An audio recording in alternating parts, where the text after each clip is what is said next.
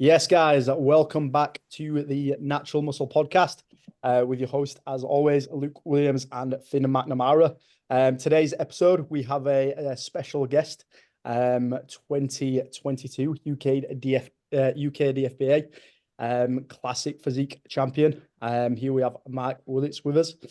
So today's episode, we want to dive into a little bit more about kind of like his approach returning to stage as a British champion. What are the differences in his mindset in comparison to maybe a first-time competitor or someone who is not placed as highly as they'd like before? And I'm sure there'll be plenty of good take-homes through from this. So this is episode 7. And we're just going to dive straight into it. So, Marc, so where are you at? Just, give me a bit of an insight in terms of where you're at now. And then what we'll do is like dive back into kind of like what got you through at the start of bodybuilding, and then take us through the years of your experience competing, really, mate. All right. So I've been dieting 10 weeks for this year's competitions. First 10 weeks, being straight, have been fine, but they have been tough. Getting into sort of the dieting kind of monotonous ticking boxes has been tough. I'm not going to lie, not going to beat about the bush. It's been tough going from eating a lot of calories to obviously going straight into like a deficit. Was tough. Like it is tough, right? Bodybuilding is tough. I was eating a lot of calories, probably excess of 4,500 a day, most days, without an off-plan meal. So if you factor that in, it's probably pushing nearly the top ends of 5 sometimes. That's being straight. So 10 weeks in, good amount of body fat, good amount of weight drop, 7 kilo down already. So it's come off nicely.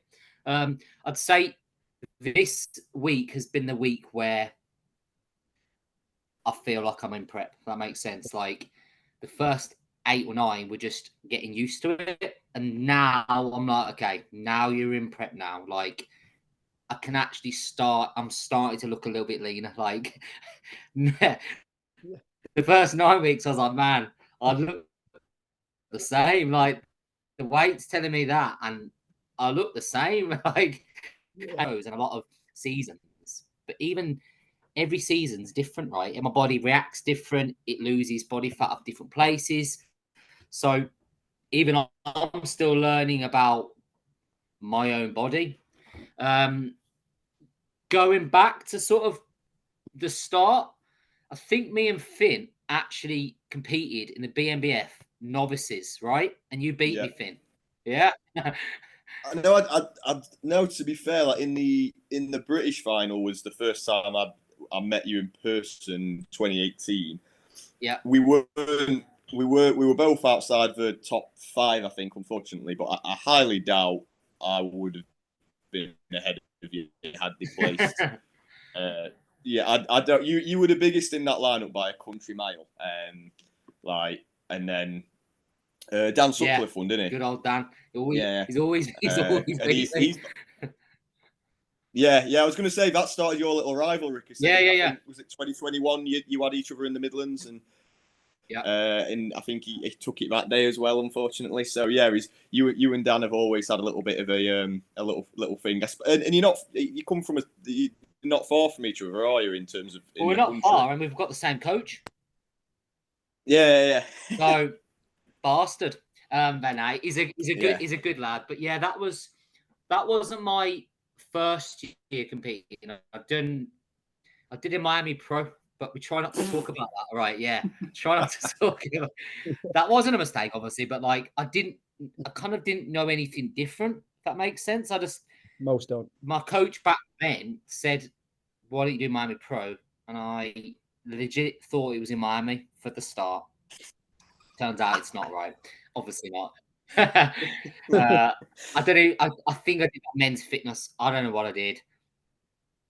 Who knows? And I did all right. And then that sort of broke me into doing a proper bodybuilding season with the BMBF that year. And I did the MPA before that BMBF show. And like I was against some good guys then. Do you remember Matty Alwell? Do you remember him? The name definitely rings a bell. Definitely rings a bell. Very good. Check him out. Matty L. He's enhanced now, but I remember taking my clothes off back in the backstage in the locker room, thinking, I'm looking all right here. I looked that way and I thought, are you joking? I was like, you taking the mick, mate? Like, what are you doing here? He was doing pull-ups on the coat hangers, and I thought it was like a mini Ronnie Coleman. You'd have to look at him, you'd be shocked. Yeah. So I got third.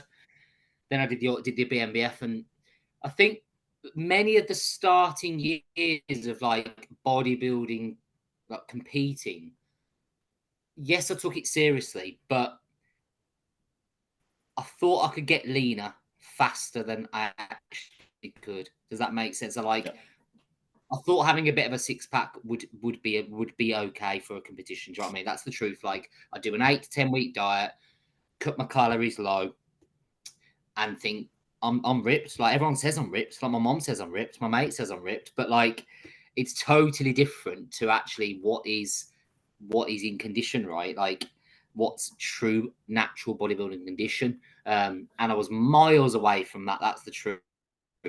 And every year or every time I've competed, I've got a bit better conditioning.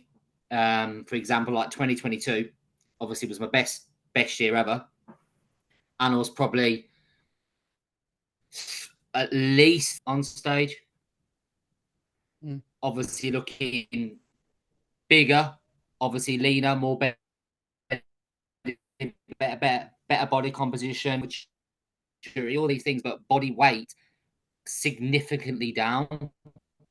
It was the first year probably I've been happy with my conditioning in the end, but like you have to push it. You have to go into those kind of dark spaces and dark times and many months of dieting, like 7 months of dieting. Like, you know what it's like. It's to get to those good conditions. It takes time to get that last bit of fat off you. Like, you're only as conditioned as your fattest bit, right? Yeah. And like I said, just because you've got good quads or a good straight chest doesn't mean your hamstrings are going to be in, right? So you just got to find that balance of, are you losing tissue just to bring in a little bit more detail somewhere else? Like, it's finding that balance, I think. And last 2022, we had a good balance. My calories were still pretty good. Expenditure wasn't that hard in relative terms. Yes, lots of steps, bit of cardio, but in relative terms, not that crazy. I just gave myself enough time. I got married that year as well, so I had a week off for my wedding. I just gave myself lots of time, and it seemed to pay off, right? And obviously won the British, which wasn't expected. Like, it wasn't expected. It was the first year of Classic being out, right? I think that was the first year. It was the first Classic for the UKDFBA. BMBF didn't do it that year. So I didn't know what to expect. Most people say I've got that kind of classic look, quite chest heavy, small waist, quite big arms. It's kind of a classic look back then. So I think I fitted the criteria quite well. Obviously grew a moustache, which obviously gave me some brownie points to try and because obviously if you've got a moustache, you're classic, right? That's it. Absolutely. Even if you glue it on and like buy it from a shop, no one knows. 100%. And that, I suppose, that leads on to like, what is classic bodybuilding? Like, classic bodybuilding, I think it's quite mainstream, right? Most up and comers think they're classic or want to do classic. Sebum, Dino, Miracle Bear. You've got all these lads who, like, they think it's probably more attainable because they're not as big, but don't have the structure or the genetics, like, to be classic. They just think, I'm smaller, I'm classic. And it is frustrating, right? It is, because it's not easier. Like, you're telling me ask Sebum if it's easier to be a classic bodybuilder. It's not. It's exactly the same, right? You just train as hard. You lift it. It's just, what do you prefer and what does your frame structure look like, right? What has been given to you? Yes, you can work certain things to give you a certain look, but generally your look is your look, right? You're given the muscle bellies, you're given certain small waists and things, and yes, you can enhance quad size, shoulder width, and taper, but generally you're giving it, right.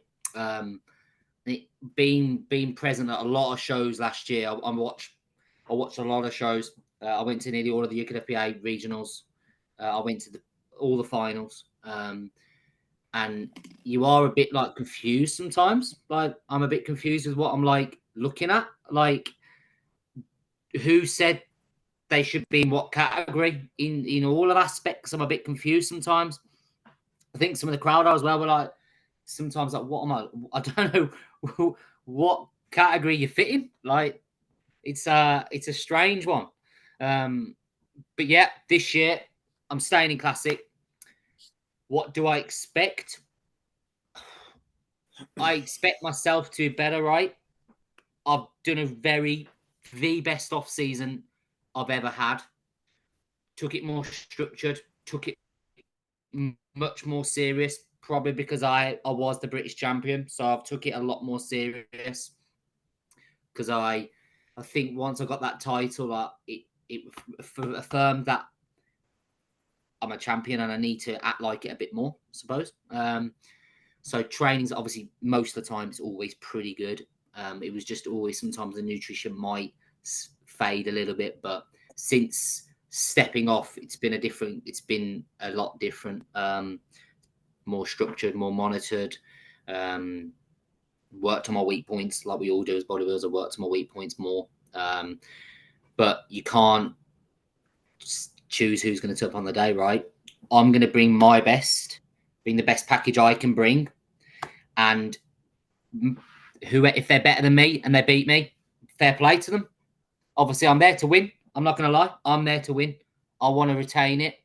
I want to win it. I'm going there to win. But it'd be good to have a nice little battle and just see who is out and about. Looking at last year's winner, like Jack Kinsley-Clough, fuck me, he's good, man. He's good. Like, would he have beaten me?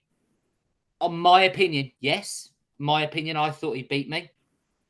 Others said no, but I like Jack. Two, I like his physique. Fucking classic, in my opinion. His posing's wicked. His structure's classic. And when I saw him up there, I thought he was definitely the winner. And I didn't actually know who he was then. So if someone like Jack turns up again, we're gonna have a problem. But, and then who won the what's his name? The one who won the BMBF Classic. I can't think of his name. He was good.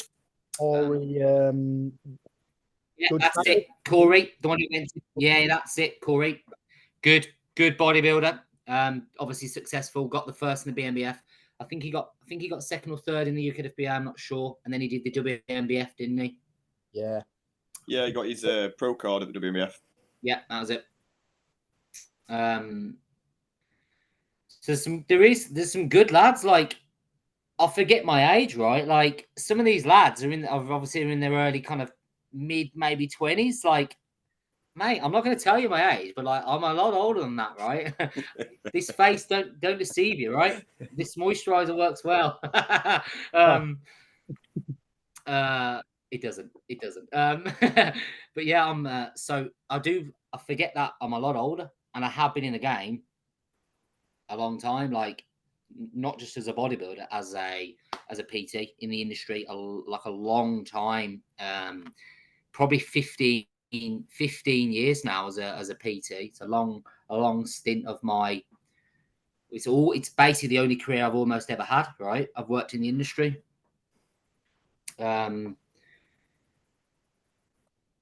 Bit of background before as a bodybuilder. I don't know if you knew this. Party trick. I was a professional breakdancer. Yeah, I knew that from one of your very first routines. I remember you're very gymnastic in your routine. So anyone who's going this year, look out for Marc's routines. They're always quite impressive. And then I seem to remember you saying one time way back when. So yeah, I remember that information. But yeah, you can see it with your routine, and to do that at any point, never mind stage lean and how fucked you are normally when you're that lean is impressive. So yeah, to be fair, mate, that's it's a unique background, I'd say, for sure. But would you say that gave you any sort of benefit to your training? So like so I was always involved in like sport, athletics. I joined the Royal Marines as a PT. I've always been like someone who have to go all in, like whatever sport it is, I'm going all in. That's just who I am, and it's kind of annoying. It's got a blessing and a curse, right? Because you just want to be the best at whatever you do. When I went to breakdancing and you link gymnastics, as you said, it's very linked. It's like messy gymnastics. Definitely in certain movements, 100%, I have benefited. Bit of strength and sort of stability, like dips, chin-ups, they come quite easy because obviously I'm used to pulling my body weight. But when it came to more compounding movements like your squat or a deadlift, a hinging, I was never good at them. And I really have had to work hard on those sort of bigger lifts, shall we say, to build them up to even the level I'm at now, which is not amazing strength-wise, like compared to some of these lads lifting, as you've seen, big weight on these hip hinges. And I'm like, how the hell are you getting that? But in terms of like the dips and like flies and stuff, I've got some quite weird strength in certain movements, which must have crossed over from the movements I did for 6 or 7 years body weight. Physique wise as well, I think like that. It's hard to explain. So like when you're doing gymnastics, obviously you're using a lot of rings, right? And you're doing a lot of chest and tricep and bicep exercises. So like reacted well from a younger age. Like as soon as I started doing weights on chest, I was never that strong at pressing, but it reacted quite well. I remember doing 20 kilos and I thought, oh, it's quite a nice little chest pump on my with these 20s with fruit pastels, just having no idea of what you actually did, just going in there and annihilating every single exercise on chest because that's what I thought what you did. Me and my friend. But it reacted pretty well. Legs, on the other hand, that didn't work like that. I was naturally quite slimmer build in the legs. You don't want much weight in your legs when you're a gymnast. You want almost just explosive power and endurance, but you don't want heavy set legs. So yes, I did train them at the start, but definitely not like I did my upper body. It was the frequency was way down. I had severe DOMs, and I thought training once every 2 weeks, probably legs, was probably going to be enough. That's the truth for probably the first 2 years of my like bodybuilding career. And it's kind of been playing catch up for a while, I suppose, in my bodybuilding career. Like my legs were always the thing which were less conditioned and less sized compared to my upper body. And it was just from at the start of my game, like growing game, the first, the newbie gains, I missed that kind of bit on my legs, I suppose you might say. But I think it did give me a good foundation in definitely some body parts, like my abs. From doing all these gymnastics and things, my abs are normally really quite conditioned and quite tight. From years of just doing so many leg raises and like crazy core movements where you're not training your core, like your abs, but you're using your core. Yeah, exactly. Like you can't spin on your head without using your core, right? You can't balance on one arm on a handstand without using your stomach, right? So when it comes to like ab training, yes, I do them now with ab crunches, but they've still got some weird strength in there. I'm like, Mark, you're gonna break your back if you can't do that anymore, mate. Like, you've retired, mate. You're retired. Yeah, and obviously you mentioned retirement then, and then obviously transitioning from breakdancing to bodybuilding. And what like actually made it you take that transition? I know you said you kind of thought you go all in on something. So was that an injury, or did you just fall out of love with the sport? What made you? So, like, I was 20, so I'm 35, right? And I was still breakdancing at 25. Still breakdancing, still performing for like Disney, L'Oreal, adverts, still doing all that. But I worked in a gym at the same time, and I had a good little body because obviously if you're kind of an athlete, I didn't eat great and I was lean, so people thought I had a good body. And then the gym owner went, "Why don't you just work here? Like, you get a free membership, mate." And I was like, "What do you think?" So then I became a proper gym like worker on the gym floor, and I started doing a bit more weights. And then that's when someone said, "Have you thought about bodybuilding?" And I thought, I didn't even know what bodybuilding was. That's the truth. I knew about Arnold Schwarzenegger. That's about it. In fact, my little pet was called Arnie, and my dog now is called Arnie. So I knew about Arnie. Someone said, "You should do a bodybuilding show." I thought, I don't know about that. I don't really want to wear like the tan and the pants. It's not my sort of thing. 1 year later, not a joke, 1 year, I'm on a bodybuilding stage in Miami Pro, still doing a little. I think I still did like a handstand. I didn't try and do literally a full-on breakdancing routine because you just look weird, don't you? Like, everyone else is just going like, and you're like upside. There's a picture of me upside down when you're meant to be looking at my body, right? And I'm upside down on my quarter turns, I think. Something stupid. But I got the book. Like, the truth is, I enjoyed the self. Like, it's all on you, right? Yeah. I enjoy that. Like, it's on. No one else can do it for you with bodybuilding. So long day, you've got to go to the gym, push yourself, get the sleep, all these things. It's on you, and I liked that because it was so hard, and I didn't know anyone else really at the time, naturally, especially, who did that. I trained at Emporium, the old school Emporium, where 99% of people who competed were on enhanced. I was like the only natural kid there. So this is cool. Like, I do this naturally. Yes, I'm smaller than you, but like, I do it natural. Like, it might not be as, I don't look as impressive as you, but like, and they were like, bloody hell, like, fair play to you. Like, but now obviously it's got a lot bigger, hasn't it? And it's really making a hopefully, especially because it's cool. It's booming at the moment, isn't it? Yeah, and I love it. Like, ask anybody. I love bodybuilding. Like, I really love bodybuilding. And that's almost what it makes it harder sometimes, because it's like you do it to better yourself, but if you want to win, right?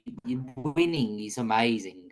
But when you do get that, like, when you do that achievement and you get that first place, it kind of reaffirms it to you. Like, this is why I do it. Like, this is what I want to. I want to be better, and it's proven that I'm getting better by winning. I'm doing better.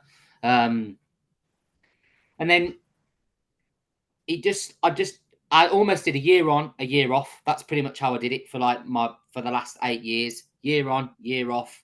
Some of those months of that year, I probably didn't eat correctly. Ex-girlfriend, all this rubbish where you're not as efficient and as effective as you should.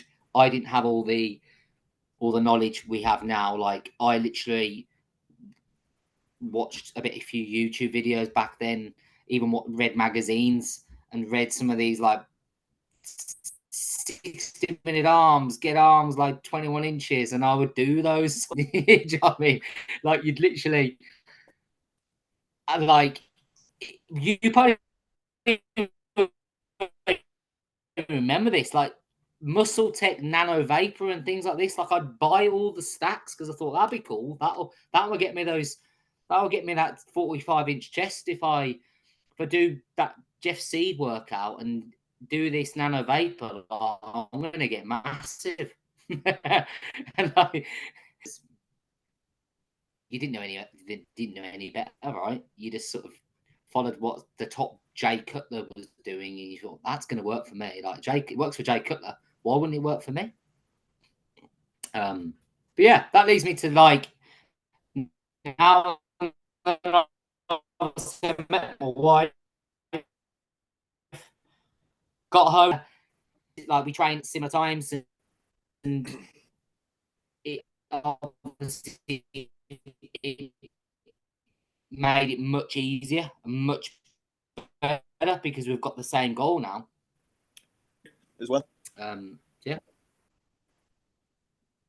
Brilliant. Ali's back on. Ali's back on. And for those of you who don't know, and if you live under a rock, she's a British champion as well. So it's a pretty good household. It's a pretty successful relationship, that, mate. So yeah, fair play, and it does make it easy, as you say, if someone at least understands. We don't necessarily have to compete, but understand, the gym world a bit. So yeah, I'm sure there'll be more silverware in your house. A few more shelves might need to be put up. Absolutely. So yeah, what I want to ask is, touching back on what you were saying, you've done like this off season. What have you done? Anything particularly different from your previous off seasons? Have you pushed weight more or less? Have you pushed food more or less? Have you trained a different way, different split, volume wise? So, is there anything you've done massively different this time around? Yeah. So, in the past, I would eat well, right? I'm not good. Like when I mean bad, like I still mean eat very good, right? I just ate a bit too much, say 10%, a bit too much bad food, and it didn't benefit me. It was just my greed was probably putting me to do that. Like my greed for wanting more food. It didn't aid my training. And it didn't aid my performance or my recovery. It was just me getting more size from just sheer weight. So I've been up to 95 or 6 kilo in the past. Bear in mind, my stage weight was 71.5 in 2022. So bear that in mind. And it wasn't good. That was too much, right? In percentages, the percentage was just too far gone. This off season, I only went to 91 kilo. So I'm 5 kilo lighter than I've been in my peakiest weight ever. Best body composition in terms of strength and all round board, definitely the highest strength I've had. My frequency in my training was reduced because in the past I would have probably done 6 sessions a week, truthfully. Now, in off season, it was more like 4 or 5. Again, really focusing on where I need to improve. That's the truth. Like really working on my weak points and reducing the load and the volume on my stronger body parts. Still hitting baseline volume, but definitely drawing back on the stronger body parts and bringing up the volume on the weaker body parts. And not only that, to be fair, it's like sometimes resetting the movements a lot in like the last sort of 18 months. Like I've built the weight up again and then realize it's not as effective anymore. And then I've brought it back down, reset it, and then I've gone back into it again. I've done that a fair few times. And I found that's been really helpful. Instead of just chasing progressive overload on the weight, on the number, which I still believe is the best, but I've drawn it back a little bit, reset, made sure my accuracy and my form was really on it and I was feeling it where I should, and then building on it, because I do eventually I think that the ego gets hold of me. I train with certain people and then I get a bit like, yeah, let's put more on there. I've got more in me and I do get more, but has that been beneficial? Has that actually been beneficial to the actual muscle I'm trying to work? And I think that's my biggest take home over the last probably the last 2 years is don't forget where you're trying to work, and like trying to really work that muscle group rather than just shifting the weight A to B. Yeah. Not saying that my technique was ever that bad, but I think most people can improve on their technique, even if you are natural and you are bodybuilding for a long time. I think those small margins add up to a good amount. You do like 0.1%, they all add up, don't they? As you know, like when you've been going a long time training, the gains come slower, right? They're a bit slower. And you've got to work around, like, as you know, Finn, you've got to work around injuries, right? We spoke about before, like I really did suffer.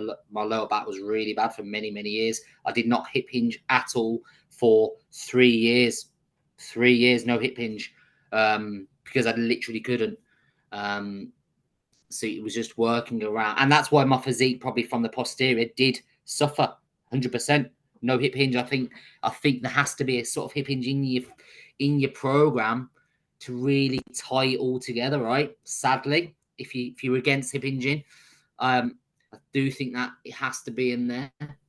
And yeah, I think that's been the biggest take home, and just training hard, like just bring that intensity. Like I think because I most of the time train by myself, and it is hard to make, like, to go to failure. It is hard by yourself, but when you can be safe, I think just pushing it to that kind of place where you know you're going to muscular failure, and then make sure you repair, you come back in, and you do it all again, and it's just ticking those famous boxes and being super consistent with your form and repetitively doing the same things, and just getting better and better and better at it. Yeah, 100% agree with you there. What would you, just to add on from what Finn asked before, obviously what were the actual areas in particularly that you did focus on throughout your off season, which you did think was your kind of lagging body parts, and how would you say you have said in Pitwell with a pinch of salt, kind of like prioritizing volume to them areas, but what have you done specifically to bring up them areas? Yeah. So like in my opinion, I didn't get judges' feedback for a couple of shows. I did, and when it was just condition, that's fine. That's my own fault, condition. But I've never got feedback from the judges in terms of like where I need work. But in my opinion and Darren's, it was definitely like side delts, 100%. I'm quite a chest dominant guy, so I'm quite thick, but I lacked like width from the delt. So I definitely hit side delts a lot of times. Like I would a lot of the time start quads with side delts. Like cuff side delts have been a lot in the last sort of 6 months. So I started with side delts on leg day, and then on a push day, side delts were started with again, whether it was a Y raise or a side delt raise, some sort of medial delt exercise first, with a medium rep range and a high rep range set on both. And then the other one was for my, I think most people would probably agree with this, is my hamstrings and glutes were a big part of this off season, and even like the start of like last prep is where I was really making sure that when I did legs, I was prioritizing the hamstrings and glutes like first, rather than going in and hack squatting and Bulgarian split lunge, which annihilated my quads. I was really trying to focus on the leg curl and like RDLs, because even they're still, in my opinion, not as good as my quads, if that makes sense. They still never will be. I think from the lower back injury, where I didn't really do any isolation on the hamstrings, I didn't do any hip hinging. I literally just leg extended, leg extensioned, and squatted, like hack squatted. I didn't really actually target the hamstrings or glutes directly because the lower back was so much of an issue. And it's hard to even see now. Like, they're thick now, right? But obviously there's still body fat to come off. So we will only see when I get lean, right, how we're kind of faring up.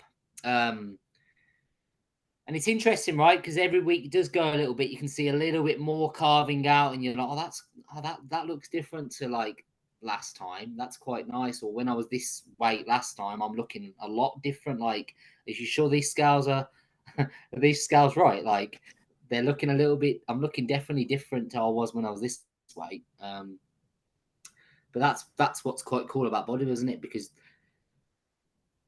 gaining phases are slow, right? You don't you see the numbers of the weights going up and your weight going on the scale, but visually you see less detail, don't you? Because you're gaining a little bit of body fat, so you're like, wow, like I don't look as good. Like, I might fill a t-shirt, but I don't actually look as good, right? Because I'm a bit more fluffy. Whereas when you're in a dieting phase, you can go, I'll tell you what, I can see stuff visually now. I can see the hard work which has been put in the lines and the cuts and things. You just have to wear an extra small t-shirt to make yourself feel a bit bigger, right? Yeah, that's it. And I know it's been a bit of a trend for you over your kind of like competitive career to almost like take a year off, or even sometimes go the year after. And what do you think has been like the pivotal point with having such, I'd say, a short off season for as a natural bodybuilder to allow you to actually progress so much and change your physique? And obviously, as you've come down next time, you're like, whoa, this looks different. What do you think has been the main kind of driver of that you've been able to make so much progress year after year in a short time frame, really? I think, being brutally honest, not 2022, but a couple of seasons before, it's because I wasn't stage condition. I wasn't true condition, so I wasn't really in. So that I knew there was more to give. Yeah, so I knew, like, if I had a year out properly, then when I got into true contest condition, then it would be all right. But I think another reason, I do love competing. I enjoy it. Like, I love, like, my missus always says to me, like, you love getting on there, don't you? Like, you love getting in your little pants, don't you? And getting up there and like, yeah, like, I enjoy it. Like, whether it's from being a dancer and like getting up on stage, I enjoy that aspect. I enjoy getting up on that stage and posing. I really do enjoy it. And obviously I enjoy prep to the most of it. Obviously, when it does get hard, it is hard. But as a preps go, I enjoy it. And like you said, off seasons, especially natural, are key, right? Because you can't just keep competing year in, year out unless you're a genetic freak and think that you're going to make improvements. 2022, I think we'd just come off lockdown. Yeah, we'd come off lockdown in 2021. I'd probably trained some of my best training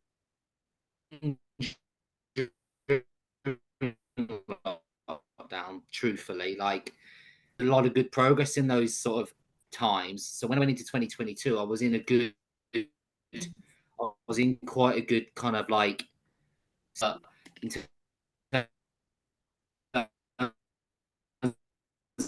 of like physique progression. I felt good. So then that season spiraled on from that. It's 4 years like kind of bodybuilding.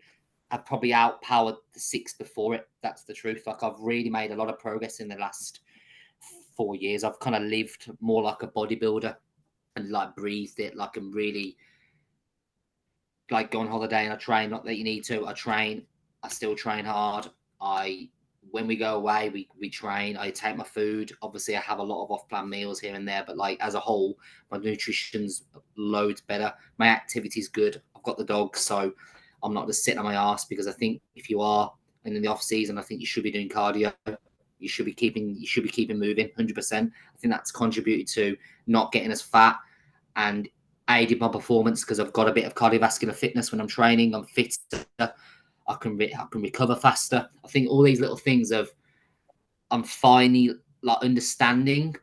Like, I think years ago I didn't understand it as much. I just thought like you could come in and do that and then do that and expect you to become like that. But the last 4 years I've focused more on like me as a bodybuilder, like what's going to work for me as a bodybuilder, because obviously we're all different shapes, sizes, recovery, strength, all this.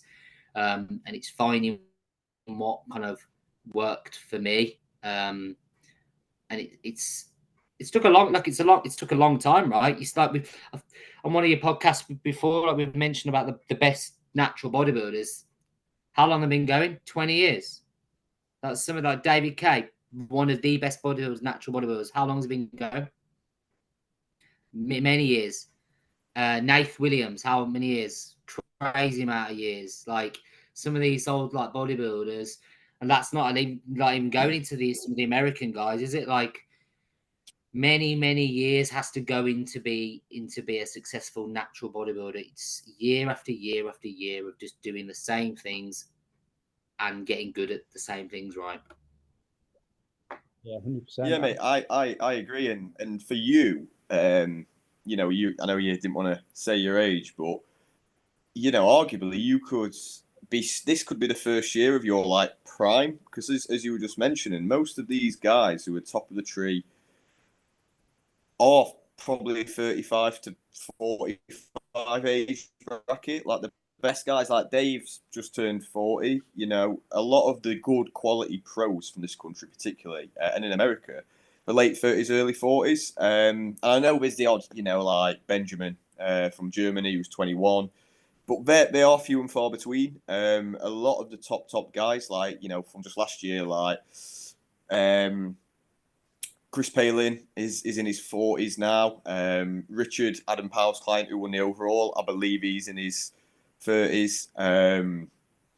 You know, a few of the others. Eric, yeah, who won the BMBF overall, he's I think he's in his mid to late 30s.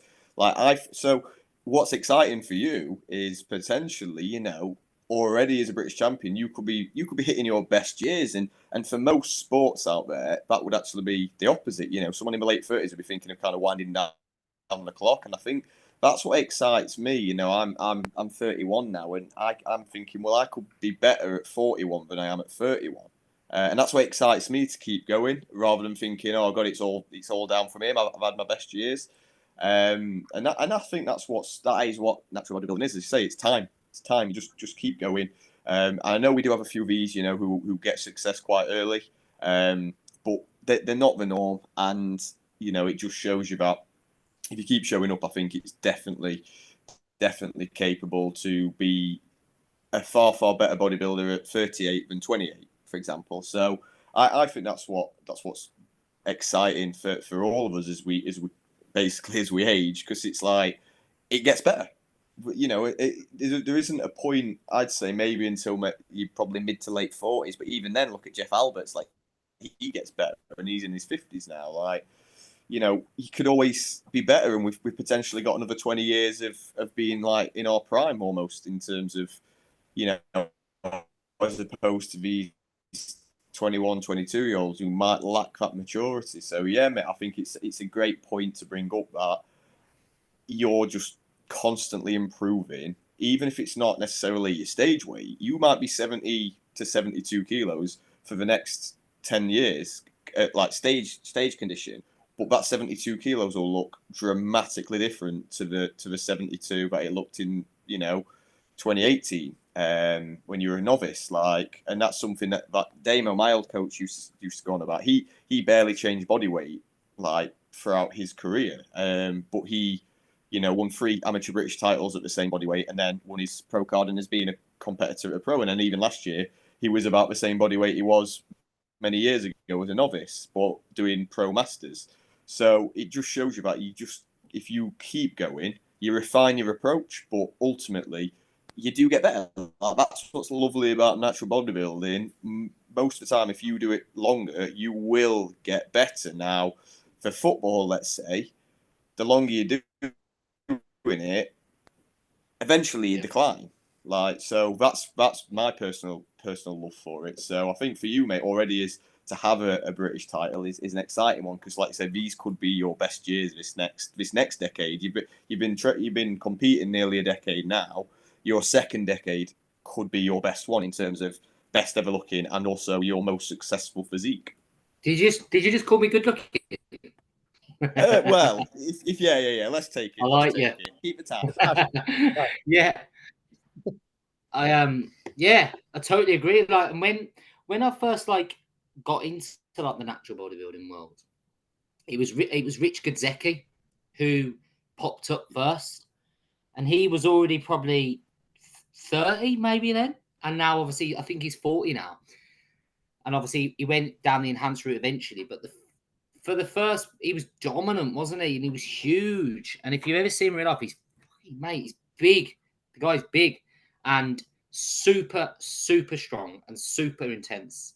And it's like the age obviously refines that muscle, obviously muscle maturity. And it's not even like muscle maturity. It's just like the different type of condition you can get when you've had that muscle a long time, right? Like it just looks different from when you were 26 to 32. You can just see it looks a little bit different. And I think some of these young lads who are super successful, like you've said, let's say they're 23 years old, and they're like some of the German guys, which are just ridiculously good. They probably have been training since 15, right? Very well. So you might go, how does he look like that at 26, 5? You think, oh, actually, he's been training well for 8 years, and along with great training, great genetics, long training time, all these things, and you think, wow, it's going to be no wonder he's good as well. Like you forget how much time most of the top boys have been doing it. Ben Howard, another one, amazing. He's been going a long, long time, hasn't he? Like so many years, like Ben Howard. I remember seeing on Instagram going, wow, that can't be real. Seeing those striking glutes. I was like, that's not real. That's edited. And then like you see it in real life and you're like, shit, that's real, man. Like that is natural bodybuilding glute.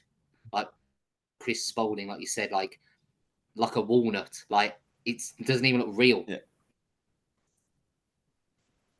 Yeah, definitely. I definitely agree with you there. And I mean, those that are at the younger age now, that do very, very well, that are successful, they've been training a long time. And because the sport is growing, as you pointed out earlier, these people are getting at there's limelight on the sport. So they're getting into the sport a lot earlier now. So what we tend to see now, yes, we did get a few anomalies like years ago throughout the decade. That was very good in the earlier years. Even the likes of AJ and so on. But now it's more of the norm. People coming through into like young, early 20s and doing very well because they've trained since there was maybe, say, 13, 15 years old. They've got that almost a decade of training years behind them already to do very, very well, which is really good to see. And the sport is growing, which is good. And it just means it's getting more competitive. So as a British champ, coming back, what are you kind of like federations eyeing up, or what is the kind of like the goal as sort of speak this year really? So try and retain the British title of the UKDFBA is the number one goal. That is the goal. If that happens, then go to do some European shows. That's the truth. I probably am gonna jump in a BNBF show again. I do love them. It's been my most sort of not common show, but like it's the federation I've done most in my bodybuilding career. Obviously, I got third at the British in middleweights 2022, wasn't it? The youth in. Yeah.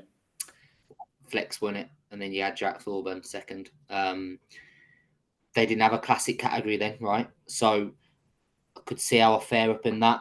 I'm just trying to work out the timeline, but the definite goal is UKDFBA the open final in October, and then hopefully do all right. Then go to the potential European shows, which I think they're in Hungary. I think they're Hungary. Maybe. Yeah, actually. We did go through in episode 1. It could be. Yeah. And that's kind of mid to end October. It's hard putting all your eggs in one basket, right? Because it's a long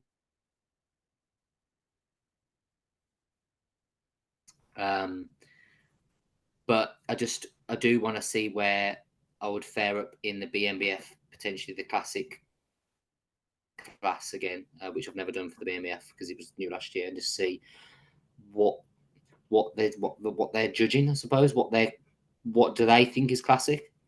Yeah. I think because obviously one like Jack won that, and then you had Corey win the other. It was what are they looking for? Like which one do I suit, right? And I'm excited. Like I said, I love bodybuilding, so I'm excited to get into the shows. I'm going to the MBW in May. I'll be going to that. See what's everyone's looking. It's only up the road from me, which is good. It's like 20 minutes. Lovely. So I'm gonna be there, but it's just I can't wait till the season. I know it started, like everyone's dieting, but it gets a buzz, doesn't it? You know, it's like you get a buzz, and like you go to that show, and you're like, I'm 8 weeks out now. This is pretty cool. Like I'm gonna be on there soon. Like I might even be against you in a few weeks. It's pretty cool. Like I'll be against you, and it's what I don't like is like when when we saw each other at the finals, Finn, remember, like, we chatted a little bit, but, like, I don't like the vibe of where it's like you're going to have a fight. You're not going to war. You're just getting on a bodybuilding stage, mate. Like, you don't need to stare me out. We're not going to have a fight, mate. We're just going to be like, I hope you do. I hope you feel good. I hope you feel good. Do you want me to help pump you up? Like, I don't get that weird vibe where, like, we're going to fight. Don't look at me. I'm not going to tell you what's in my little bag down here. It's actually a Haribo. Like I find it strange that way. Yeah, mate. And I think we're quite lucky that in the natty scene you don't get a lot of that. The assisted scene you definitely do, and I know I've got several good friends who do well. You know, some are IFBB pros, and it can be like that.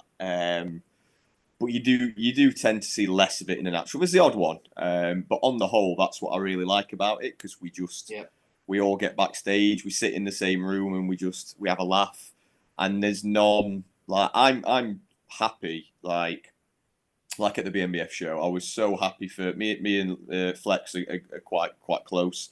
We speak a lot, and I was so happy for him.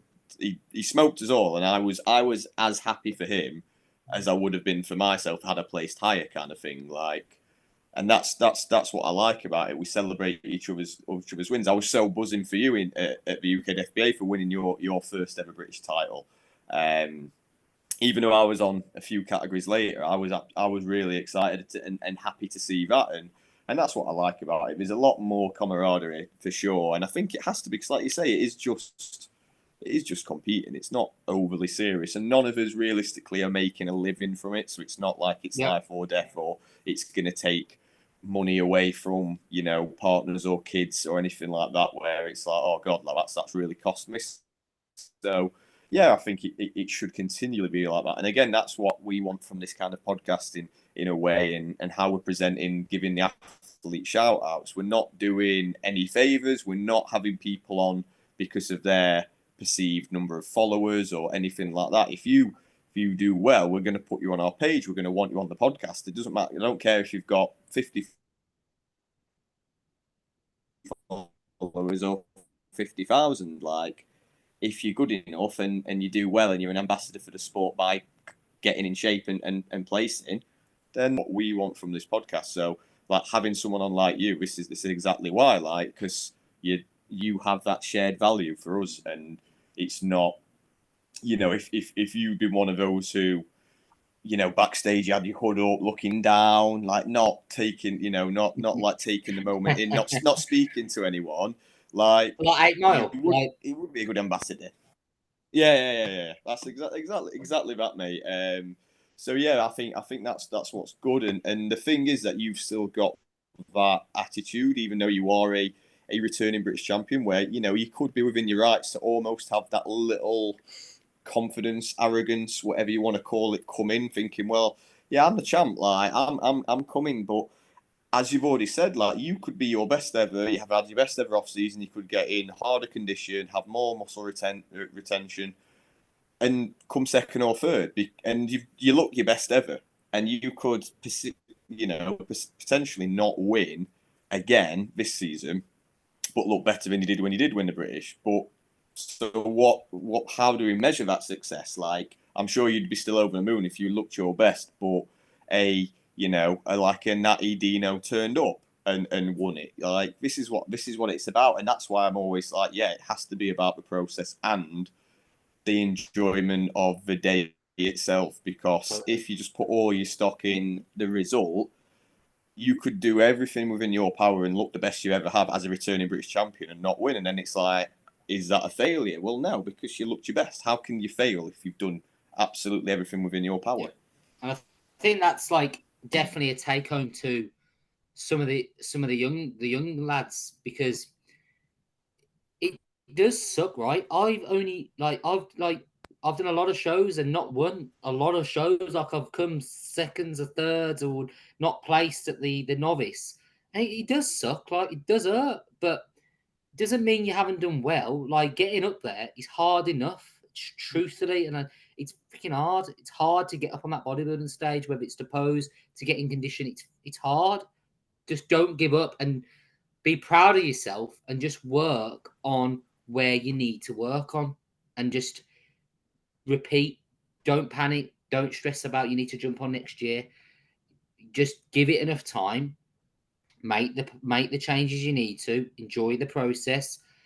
Learn the process. Learn your body, and be investing in it, and then it will pay off. It will.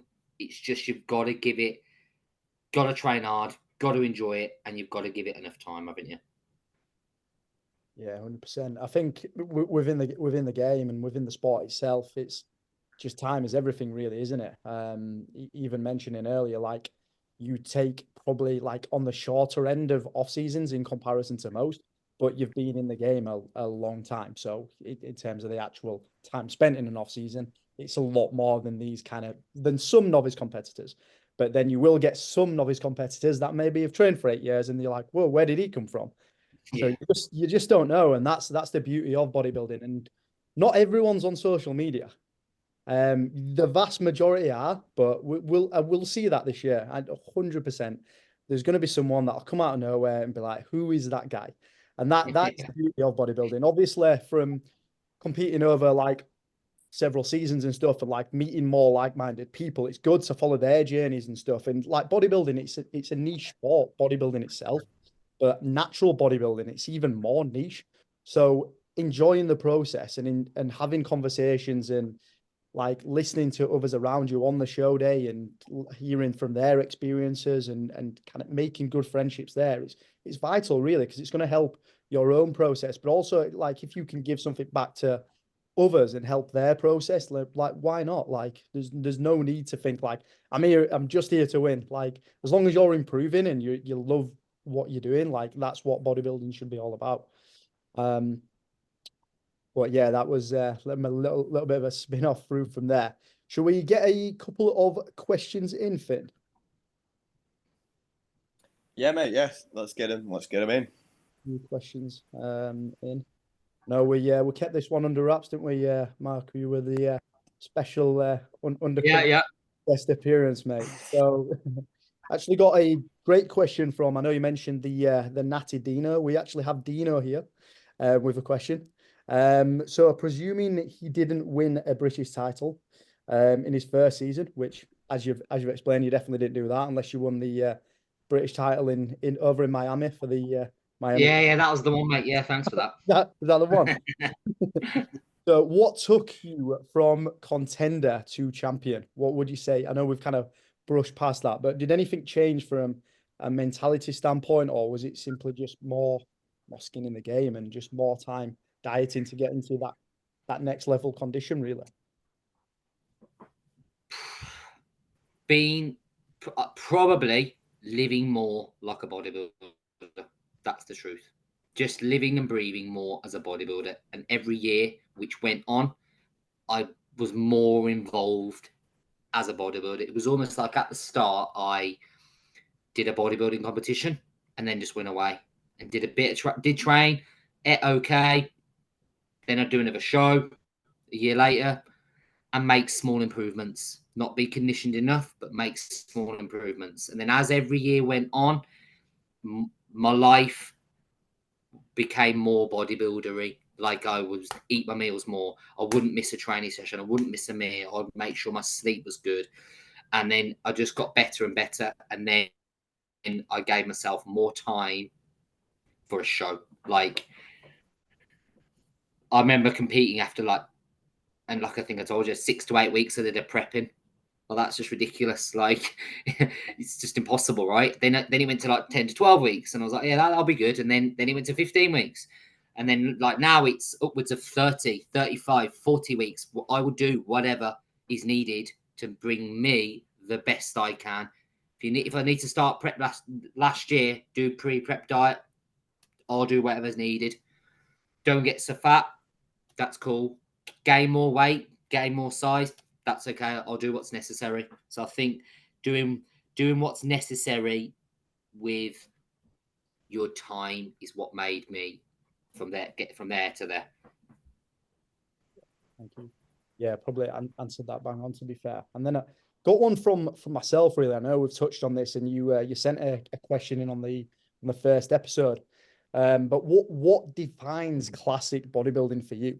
Obviously, there's going to be a slight difference. There's going to be a huge difference from classic bodybuilding as a natural athlete in comparison to an assisted athlete. But what ultimately defines classic bodybuilding for you? Because obviously you're kind of, especially for UKDFBA, you was effectively the poster boy for it. If like everyone looked like this. This was the first season through. This was our first British champion. Like people was aspiring and aiming to get your look. Obviously, couldn't do it from like certain structure limitations and so on.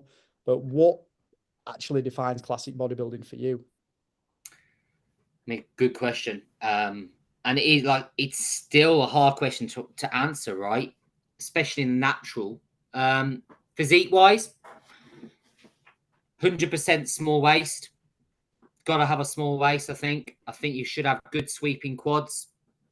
I think there should be a good depth in the chest. I think that's where a lot of the lads who want to be classic are struggling with chest size, thickness. I think it does help having a good good side chest and a good thick chest. I think a good set of arms, truthfully, in classic bodybuilding does pay off. And obviously, definitely knowing how to pose and not just posing with classic poses. That makes sense. Like, learn to pose classically, not just throw a classic pose. Like the transitions, things like that. Like, just because you can do a vacuum, you're not classic, mate. You're not. Like, you've got to have the package of a classic physique. Like, in my opinion, Sebum is classic, right? Dino, in my opinion, isn't classic. That's not classic. I think Urs is more classic, in my opinion. That's my opinion. I think Breon was classic. I thought that was classic. Just because he was a bit shorter compared to Sebum. It just looked better, didn't it, on Sebum? And I think the height's harder, isn't it? Because if someone's 6 foot and someone's 5'6", like, and they're both doing classic bodybuilding, they're gonna look different, right? They're gonna be different bodybuilders. Are they still gonna be classic? It's very hard. It's very hard, like, to distinguish. but you've got to look for those attributes, haven't you? Like, have they got an actual small waist? Have they got a good arms? Have they got good quads? Have they got good lines? Are they in condition? Does a classic bodybuilder need to be in the same condition as an open bodybuilder? I don't know the answer to that. Like, I don't think anyone knows the answer. Like, does there need to be a line of like, he's just a little bit less conditioned than that open bodybuilder because he's open bodybuilder. That's the pinnacle of condition and muscle mass. Classic's a bit more about lines and a bit more aesthetics and still bringing superb condition, but are they meant to be as conditioned as an open? I think there's a line there which I don't think we even know really. No, it is a tough one to say, and especially with it being so new to the sport of natural bodybuilding, and it's why certain federations have not done it beforehand, because some would argue and say that, oh well, natural bodybuilding it is classic bodybuilding, like, and you could argue for some of the athletes like they do fit the category, but not for most. And we know that, and especially with coming to the MBW this time, like for first-time competitors, most aren't going to be able to just go out there and pose. And I'm not the most confident of posing, but over years you will just kind of like, you'll pick up that skill. It's like anything, coming like the first time picking up a dumbbell, it didn't move great, but it's a skill, and you learn that over years for sure. There's some that are going to be more genetically kind of blessed and gifted with that, because it's an art. But I say, it's just because it's like you're smaller as a natural bodybuilder doesn't mean you fit into classic. Like, you've got to have good lines, you've got to have good shape, you've got to have that small waist, which I think now, yes, it's trending and stuff, but I think a lot of people, even myself before, I'm like, I didn't feel right in the class. But ultimately, you're not going to know until you've tried it, really, are you? Yeah, exactly. And that's it. When there's no kind of benchmark yet for that, it is quite hard to kind of establish the difference between them. And I think that's exactly what, like, WNBF, they don't have classic bodybuilding. So would you look to go down into the bodybuilding route again, or are you so heart set on classic, Len? That's a good question. I loved, like, obviously I was a bodybuilder, right? I was an open middleweight bodybuilder for most of my bodybuilding seasons. Classic was just, that was the first year of classic because people said I've got that kind of classic look. So I still would enter open class. And even what's funny is, even when I look back at my like bodybuilding pictures from years ago, I still weirdly posed like a classic bodybuilder. I remember looking back going, why am I posing like that? Like, classic there wasn't even classic, and I just must have watched a lot of Franco Columbo, Frank Zane, Arnie's. I did, and just posed kind of like them, thinking that I like that suits my physique. I look back, like I did in 2018. I did that one of my shots. I'm like, why am I doing that? Like, why are you doing that, Mark? I've got the picture. Not in condition, but still doing it. So yeah, I'm not closing down the open See where you fall. weight class of bodybuilding just yet. But again, I suppose we just got to see how this year fares off. Like, like you said, I may not suit classic bodybuilding. I don't know. We don't know until we step on that stage, and you only know what you look like when you're against everybody else, right? You might be stick out like a sore thumb. You might look totally different. Judges may be different. It's all different, isn't it? Until you step up on that day and see what the feedback or what the judges say. Yeah, I think you're bang on with what you've said there. You're not going to know until you kind of like, as much as it is kind of maybe an added stressor, you know where you're kind of like aiming for, but you're not going to ultimately know especially as a first time competitor, you don't know until you're up there on stage against other people, like where you're going to fall. So yeah, just give it a go. And I think that's like, especially like you said, most people on social media, and no one is going to put up a shit picture, are they? Do you know what I mean? Like, that's what you got to remember. Like, generally, people are going to put the best picture up, aren't they? And the best lighting when they've got the best pump.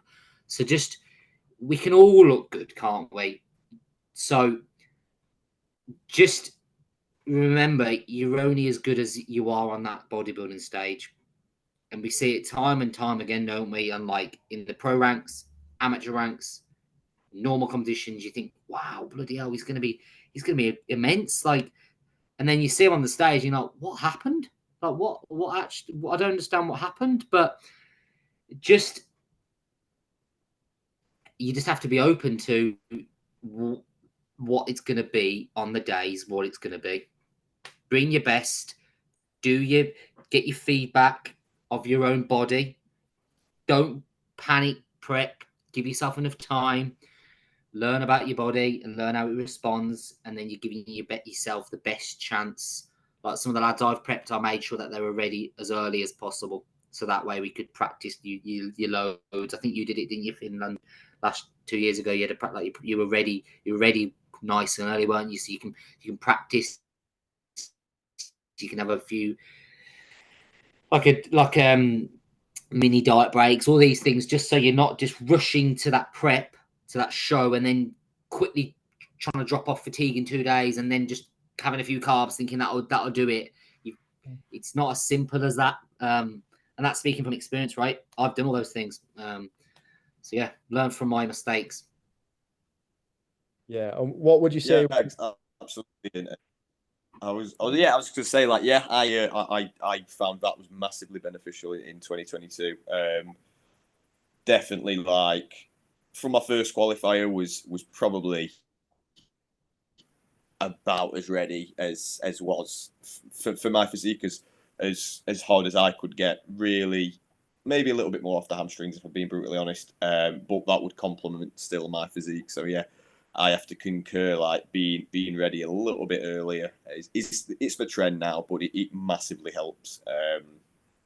To the point of almost going too far with it. If you look at some of the lads this year who, we've seen already, like their coaches are kind of saying, oh, well, he's 15 weeks out, but pretty much ready. He's there. Yeah, he's ready. Yeah, he's ready, mate.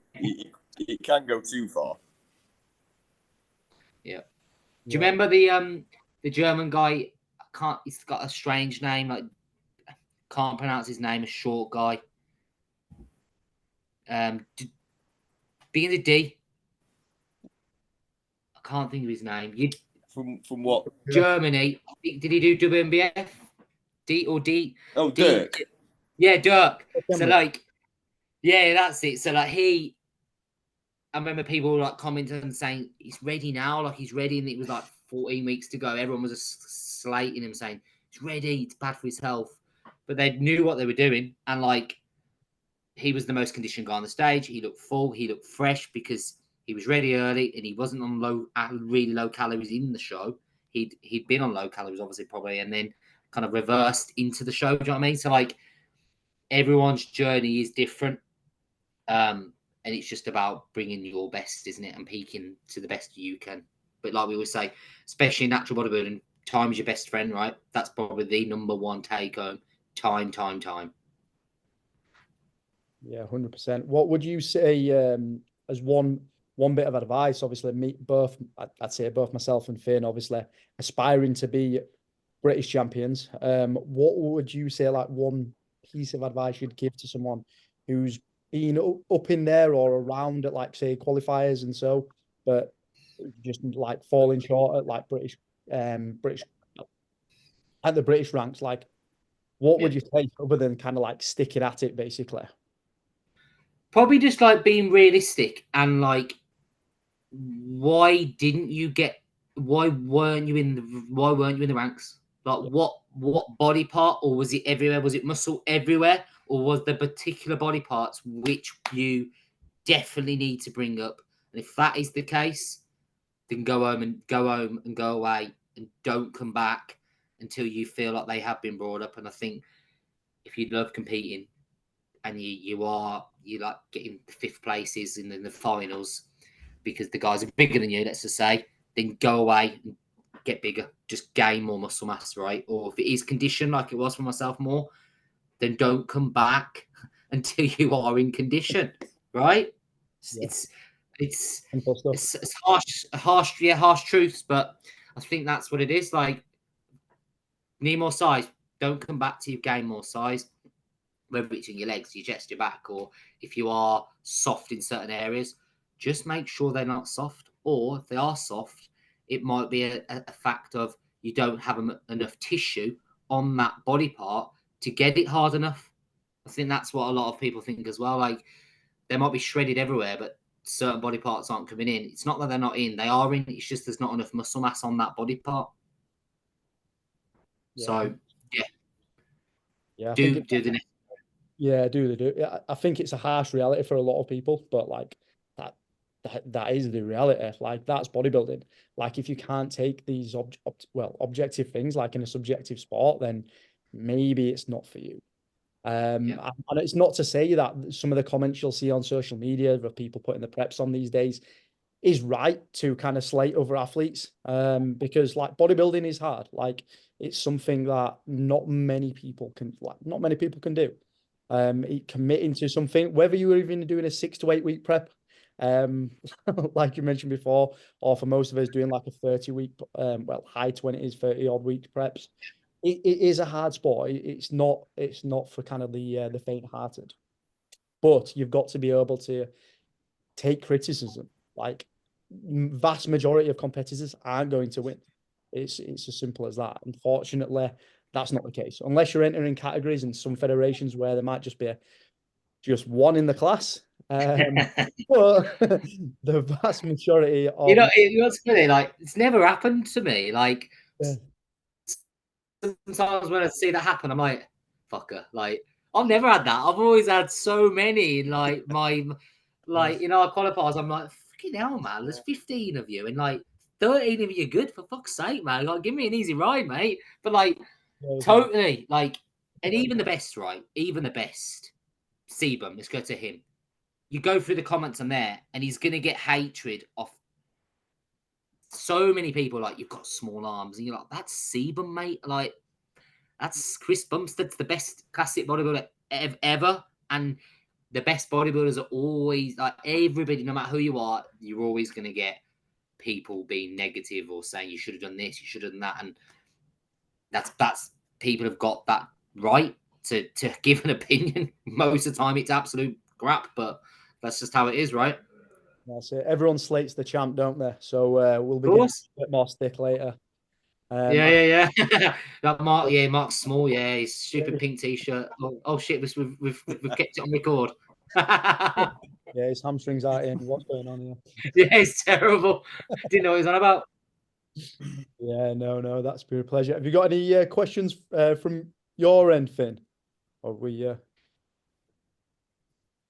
To be fair, we've covered them through the discussion and some of your questions are kind of aligned. But I just want to follow on that. I think to be good, and Marc has clearly got in spades. That's why he's been successful and will be successful this year. Is you've got to be honest with yourself. If you come off that stage and you say, "Oh God, I should have won," "Oh, it was just favoritism," "Oh, he got more stage time than me," "Oh, I didn't get time to pump up." If you just go away and you're not going to act in your off season, you're not going to improve. You're going to come back probably looking the same because you've been in denial. You didn't say, "Well, you know what? Actually, I deserved to come where I came." And if you have that honesty within yourself, you do improve. So you shouldn't need judges' feedback, as Marc says. You should know yourself. Like, if I look back to the BNBF, I started the night before, so the Saturday day driving down. It was a long old drive. Like, I got ill, like, as you tend to. You sometimes do at the end of the bodybuilding prep, like your low immune system. I got a cold, and I know I was ill because I genuinely don't get colds that affect me. Like, I just don't tend to get them. Like, I'd even have one this winter, but I felt crap. So I could have come away from finals and been like, "Oh God, yeah, I was ill, so that's why I came fifth." Not that the fact that what I did come away and go, well, yeah, Marc better than me on the day, Jack better than me on the day, Liam far better than me on the day. Like, that's what I've gone away and said, right, what do I need to do from what have they got that I haven't? And that's how I've gone about my off season. So you have to have that honesty within yourself, and be open to dropping your ego and going, you know what, I'm not as big as I should be, or I didn't get as conditioned as I should have been. If you haven't got that, you're not going to improve. For the next time you come to stage, you're just going to probably look the same. So if you continually just tell yourself or have people around you going, oh yeah, you should have won, mate, like it won't help you. You have to be able to be honest with yourself, and all the best bodybuilders you hear, Marc included, they're honest with themselves, and they say, yeah, in years gone by, I wasn't conditioned enough. So if I get fully conditioned, then I can say what I lack and what I don't. Because if you weren't in full condition, you can't necessarily say, in my opinion, where you had lagging muscle parts, because it's like, well, they weren't in, because they look completely different when they're in. Like, so yeah, I think it's a very, very key skill to have, is that honesty. And if you can go away and say, you know what, yeah, I wasn't as big as Marc, Jack, or Liam. For myself, I could have easily been like, oh, I was ill, that's what happened, and then I could go away and just cruise through my off season, knowing, well, if I don't get ill, I'll win next time. Well, we know that it wasn't me feeling ill on the day that was the reason I was fifth. I was fifth because I was the fifth best bodybuilder in that lineup, and I will happily accept that I was that day. So that's what you've got to have. You've got to have honesty with yourself. So yeah, all my questions were kind of covered, as I say. So everything on my end has been like ticked off in terms of what people wanted to know. All good, spot on. And then all I'd say through on, well, anything from your end you'd want to mention or ask us, Marc? Let me just grab my charger then. Wait there. Just give me 30 seconds before it blows up. So quickly. Change your camera what? angle. Yeah, new camera angle now, right there. Right, there we go. Just quickly, what are your plans and goals? So we're in 2024. Finn, you've already had this. Is this 2 years? Is this 2 years? Yeah. 2 years? Yeah? Yeah? Can't even add up. 2 years since stepping off stage. Luke, didn't you compete that year as well? 2022 as well, yeah. Yeah. So coming up to like the not 2 year off season, but whatever. Exactly. So what's the plans for both of you? When's the next time you're thinking about stepping on stage? Yeah, go ahead, Finn. I'll let you answer first. Yeah, so for me is just continuing the off season. So like I said, all three of us did the same. So I was in the same one as Marc. So he's just had the year off, and I suppose if we look at our journeys, like where Marc is and what he achieved, is like almost my next kind of goal for my next season. So I'm not outright saying British champion. It's, I want to know I can go to the show with a physique that is more than worthy and capable of being awarded a British champion. If I'm not on the day, like I hinted at earlier, I won't look at that and go, that was a wasted off season. I'll just say, bloody hell, I came up against a really, really good whoever that day, or several whoever's if it's a particularly good lineup. So I kind of know what that looks like. So the return is kind of a little bit open-ended for me at the minute. 2026 is penciled in. I've just done a little diet now to go away, and I was away last week. I got to where I probably start prep, so what was like 20 pounds above 2022 stage weight, and I've improved. A lot of improvements there, particularly on my back, which I needed a lot more of. So that's good. I know I'm going in the right direction.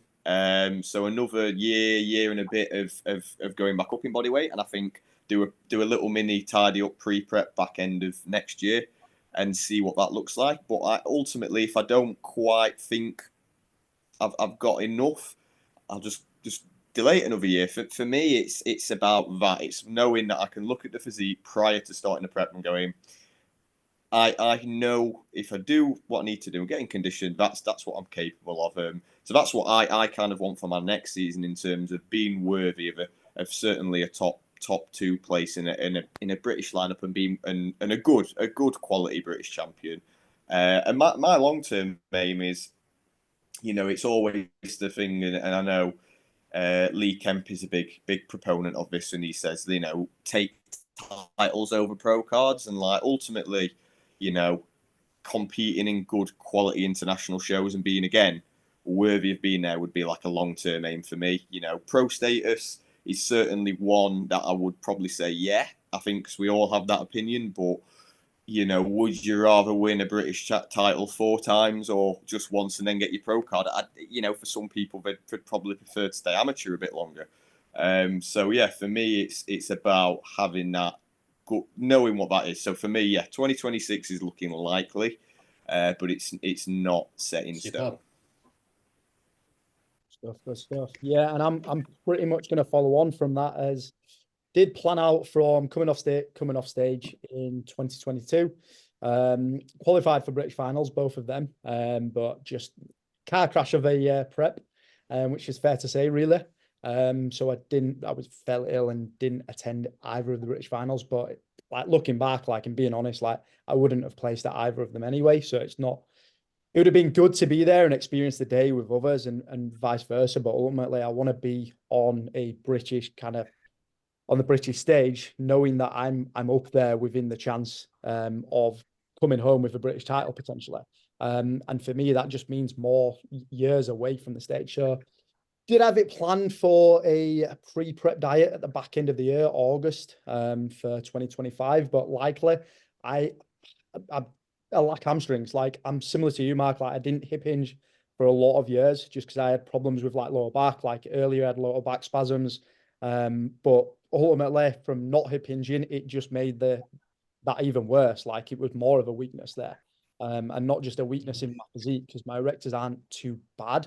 To say I did hip hinge, but just how it impacted like my other compound, squat patterns, even pressing.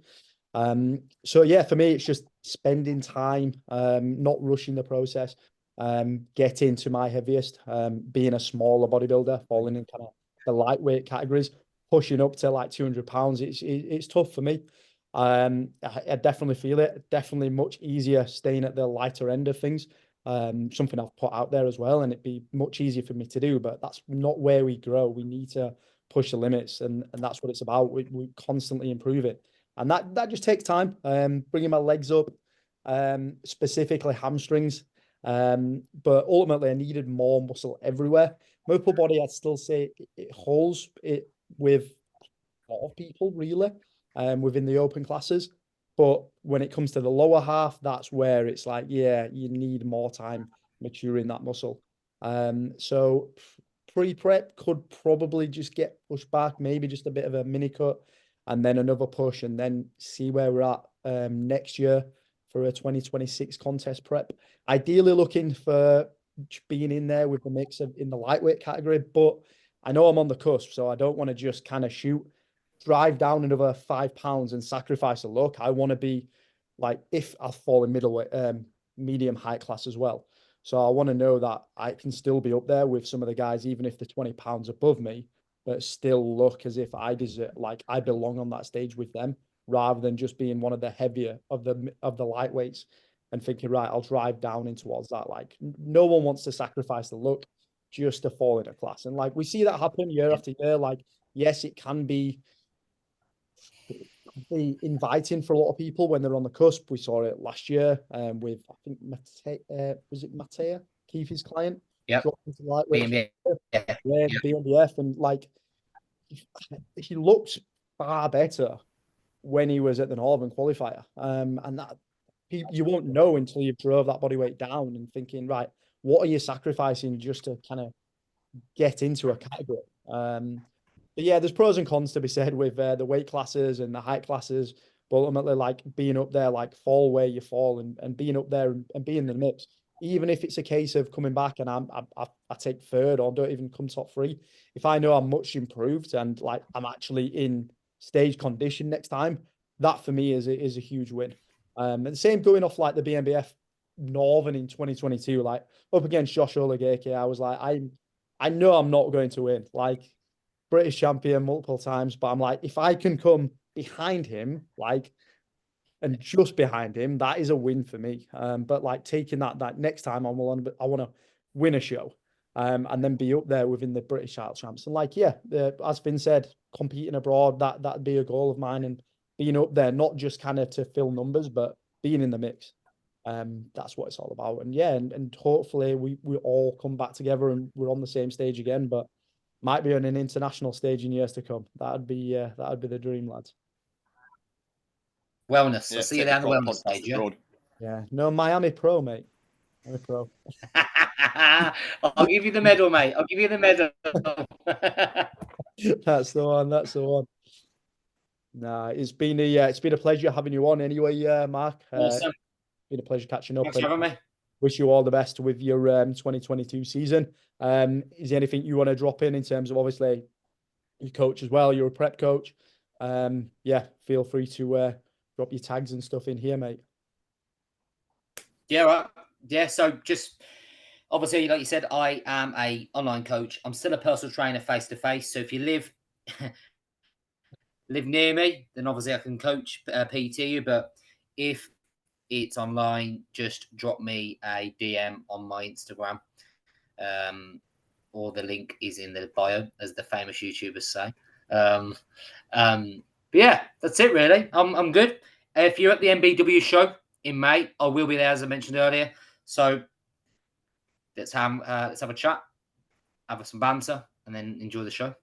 Sounds good, mate. Sounds good. Yeah, we'll be there as well as the first show is a podcast. So yeah, it'll be exciting, and hopefully catch up with you there as well. We'll get some decent camaraderie there. But yeah, pleasure having you on. Yeah. Thanks for listening. Thanks, Henry. Like, subscribe, all that jazz, and we will catch you in the next one, guys. Peace. Cool. See you in a bit.